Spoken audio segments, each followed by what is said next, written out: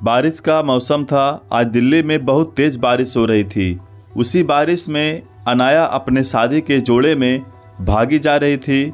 उसने भागते भागते पीछे मुड़कर देखा, एक आदमी अभी भी उसके पीछे दौड़ रहा था। अनाया के दिल की धड़कनें तेज़ी से बढ़ रही थी। उसके आंखों से लगातार आंसू बहे जा रहे थे। आज अनाया की शादी थी।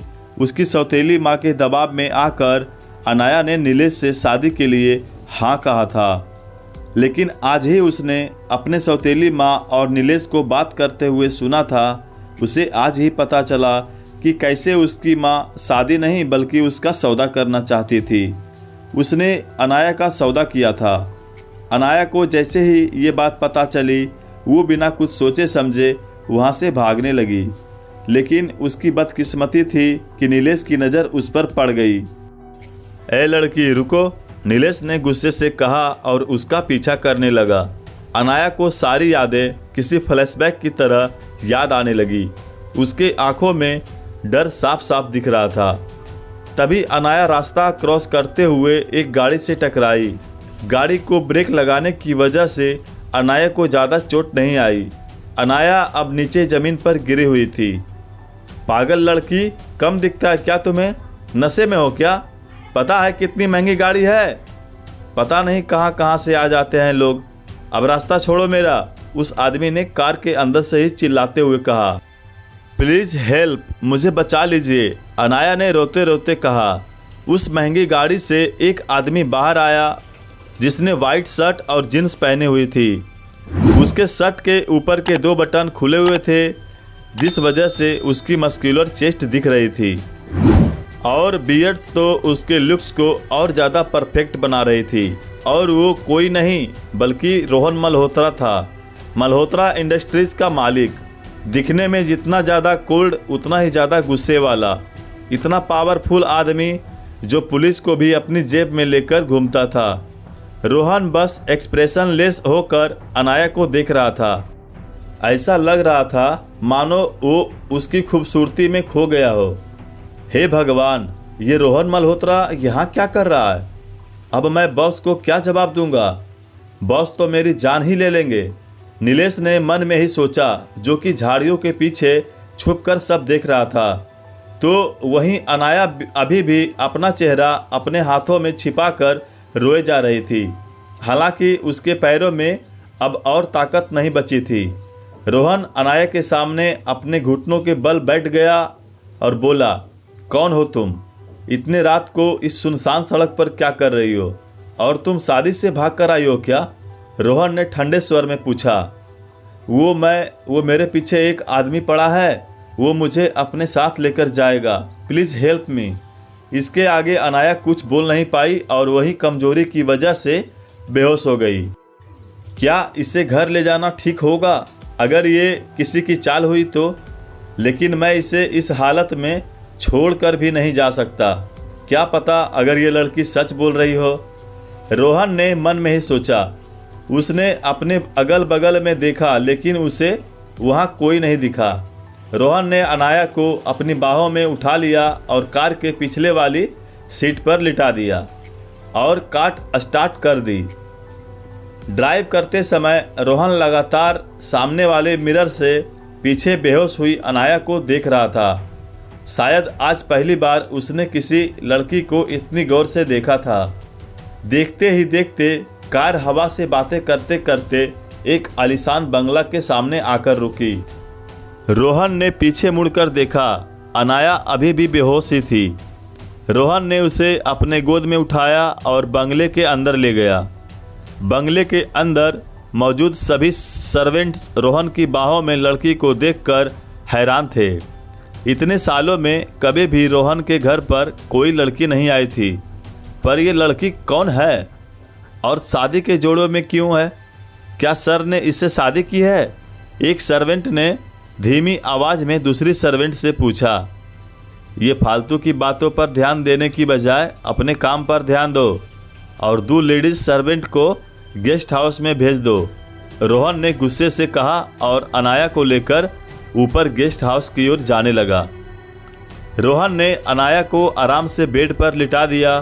तभी दरवाजे पर दो लेडीज सर्वेंट ने आकर कहा, आपने हमें बुलाया, इसके कपड़े चेंज कर दो। रोहन ने अनाया की ओर देखते हुए कहा, जिसके कपड़े बारिश में पूरे भीग चुके थे। रोहन निर्देश देकर बाहर चला गया था तो दूसरी ओर नीलेश ने अपने बॉस को कॉल करके सारी बातें बता दी। तुम एक लड़की को संभाल नहीं सकते क्या? ऐसे कैसे भाग गई?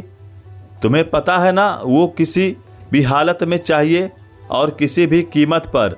मुझे वो चाहिए, मतलब चाहिए।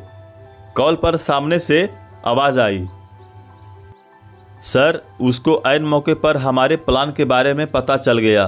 वो मैं और सविता जी बात कर रहे थे तो उसने सब सुन लिया। मैंने कोशिश की उसे पकड़ने की, लेकिन उसे रोहन मल्होत्रा अपने साथ ले गया। क्या? इसका मतलब वो लड़की उस रोहन मल्होत्रा के पास है? उस आदमी ने गुस्से में तिलमिलाते हुए पूछा। जी, नीलेश ने डरते हुए कहा। उस आदमी ने जोर से अपना फ़ोन ज़मीन पर पटक लिया और कहा, ये हर बार मेरे काम के बीच में कैसे आ जाता है? लगता है इसका हमेशा हमेशा के लिए इंतज़ाम करना पड़ेगा। कुछ देर बाद जब अनाया की नींद खुली तब उसने देखा कि चारों ओर सिर्फ अंधेरा था। उसके सिर में तेज दर्द हो रहा था। अनाया को पहले से ही अंधेरे से बहुत डर लगता था। वो अपने बेड से नीचे उतरी और दरवाज़ा खोलकर बाहर की ओर भाग गई तो नीचे हॉल में रोहन अपने हाथों में गन लेकर अपने सामने खड़े आदमी को गुस्से से देख रहा था, जिसकी उम्र लगभग 35 साल होगी। प्लीज़ मुझे जाने दो, मैं फिर से ऐसी हरकत कभी नहीं करूँगा, लेकिन इस बार प्लीज़ मुझे छोड़ दो, उस आदमी ने रोहन के सामने गिड़गिड़ाते हुए कहा। लेकिन रोहन को इस सब से कोई फर्क नहीं पड़ रहा था। रोहन ने उस आदमी के ऊपर गन पॉइंट की और कहा, ये सब ऐसी घिनौनी हरकत करने से पहले सोचना चाहिए था। लेकिन वो आदमी इसके आगे कुछ बोल पाता। रोहन ने एक गोली चलाई जो उस आदमी के सीने पर जाकर लगी।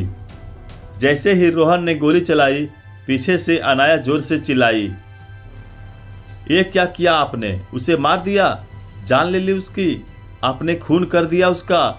ये सब देखकर अनाया के दिमाग ने मानो काम करना ही बंद कर दिया। फर्श उस आदमी के खून से सनी हुई थी। अनाया अब सिर्फ घर से बाहर निकलना चाहती थी।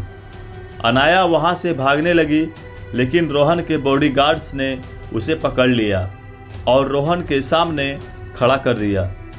मुझे मेरे घर जाना है, प्लीज़ मुझे जाने दीजिए। मैंने क्या बिगाड़ा है आपका?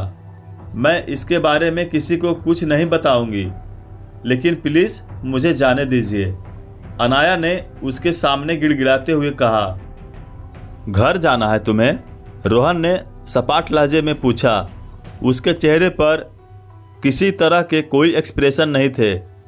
रोहन की इस बात पर अनाया ने किसी छोटी बच्ची की तरह अपना सिर हाँ में हिला दिया। अपनी सौतेली माँ के पास फिर से जाना है, जिसने तुम्हें एक आदमी को बेच दिया था, जिसने तुम्हारा सौदा किया था? उससे मैं बचा कर लाया हूँ तुम्हें। जैसे ही रोहन के मुंह से अनाया ने ये बात सुनी, उनके आंखों से आंसू बहने लगे। रोहन ने अनाया के सामने कुछ पेपर्स रखे और कहा, पेपर पर सिग्नेचर करो। अनाया ने सवाल भरे नज़रों से रोहन की ओर देखा।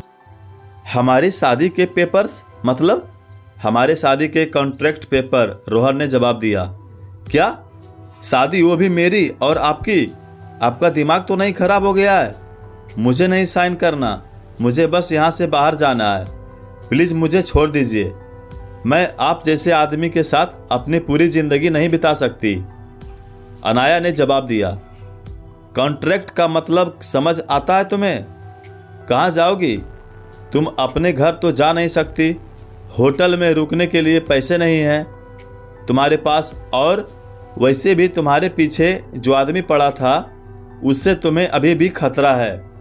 इस सिचुएशन में सिर्फ मैं तुम्हारी हेल्प कर सकता हूँ। तुम साइन करके मेरी हेल्प करो, मैं तुम्हारी हेल्प करूँगा। इसलिए जल्दी से इस पेपर पर सिग्नेचर कर दो। 2 मिनट है तुम्हारे पास डिसीजन लेने के लिए। वरना अगर तुमने पेपर साइन नहीं किए तो मेरे पास लड़कियों की कोई कमी नहीं है। कोई भी लड़की राजी हो जाएगी, नुकसान तुम्हारा है। रोहन ने सपाट लहजे में कहा। अनाया को कुछ समझ नहीं आ रहा था कि क्या डिसीजन लिया जाए, लेकिन वो अब और उसके सौतेली माँ को नहीं झेल सकती थी। और ये जानने के बावजूद भी कि वो उसके जिस्म का सौदा कर रही थी, अनाया का फिर से वहाँ जाना उसके लिए सेफ नहीं था। इस बार अपने घर जाने से ज़्यादा सेफ अनाया को किसी और अजनबी के साथ रहना लग रहा था। अनाया ने पहले ही अपनी ज़िंदगी में बहुत कुछ सह लिया था। अब उसे इसकी फिक्र नहीं थी कि उसके इस फैसले के बाद उसकी लाइफ कैसी होगी। वो बस अपनी सौतेली माँ के घर फिर से जाना नहीं चाहती थी। उसने मजबूरी में ही सही पर पेपर पर साइन कर ही दिए। पेपर पर साइन करने के बाद अनाया के आंसू पेपर पर गिर गए। सिर्फ एक रात ने उसकी पूरी ज़िंदगी बदल कर रख दी थी। उसे यकीन नहीं हो रहा था कि उसकी ज़िंदगी कभी ऐसा भी मोड़ लेगी। रोहन ने गुड गर्ल कहा और वो पेपर तुषार को दे दिए, जो उसका बचपन का दोस्त था। रोहन ने एक राहत भरी सांस ली और अनाया को देखा, जो अभी भी अपना मुंह छुपाए रोए जा रही थी। रोहन अनाया के सामने बैठा और अपना हाथ उसकी ओर बढ़ाया, लेकिन इससे पहले कि वो अनाया को छू पाता, अनाया ने रोहन को जोर से धक्का देते हुए कहा, दूर रहो मुझसे, आप मुझे हाथ नहीं लगा सकते। आपने ये अच्छा नहीं किया। मेरे मजबूरी का फ़ायदा उठाया है आपने। पहली बार किसी लड़की ने रोहन से इस तरह से बात की थी। रोहन ने अपनी मुट्ठियाँ कस ली, मानो वो अपने गुस्से पर कंट्रोल करने की कोशिश कर रहा था। तुमसे प्यार से पेश आ रहा हूँ, इसका मतलब ये नहीं कि तुम मुझे कुछ भी बोल दोगी। फ़ायदा नहीं उठाया है मैंने तुम्हारा, इसके पीछे मेरी खुद की वजह थी। और रहा सवाल तुम्हारे पास आने का, तो वो तुम भी मेरे करीब मत आना। तुम दूर रहो मुझसे, समझे? और आइंदा से मेरे साथ बदतमीजी में बात करने की सोचना भी मत। तुम्हें पता नहीं है कि मैं क्या क्या कर सकता हूँ। रोहन ने गुस्से में आकर अनाया से बोल दिया। पहले ही अनाया ने बहुत कुछ सह लिया था, अब उसे ये सब और बर्दाश्त नहीं हो रहा था। अनाया अभी भी हॉल के कोने में बैठकर रोए जा रही थी। रोहन ने उसे नज़रअंदाज किया और ऊपर अपने रूम में चला गया। ये लड़की पागल है क्या? ऐसे रो रही है मानो इसकी ज़िंदगी बर्बाद की है मैंने, रोहन बड़बड़ाते हुए अपने मन से कह गया। कुछ देर बाद अनाया को भी समझ में आ गया कि रोहन ने जो कुछ भी किया वो मेरी भलाई के लिए ही किया। और सिर्फ फिर अगले दिन ही अनाया ने रोहन से सॉरी बोल के उसके साथ ज़िंदगी बिताने का फ़ैसला ले लिया, क्योंकि उसके पास इस फैसले के अलावा और कोई रास्ता भी तो नहीं था। दोस्तों, इसी तरह की कहानियाँ और भी सुनने के लिए हमारे चैनल को सब्सक्राइब जरूर करें। धन्यवाद।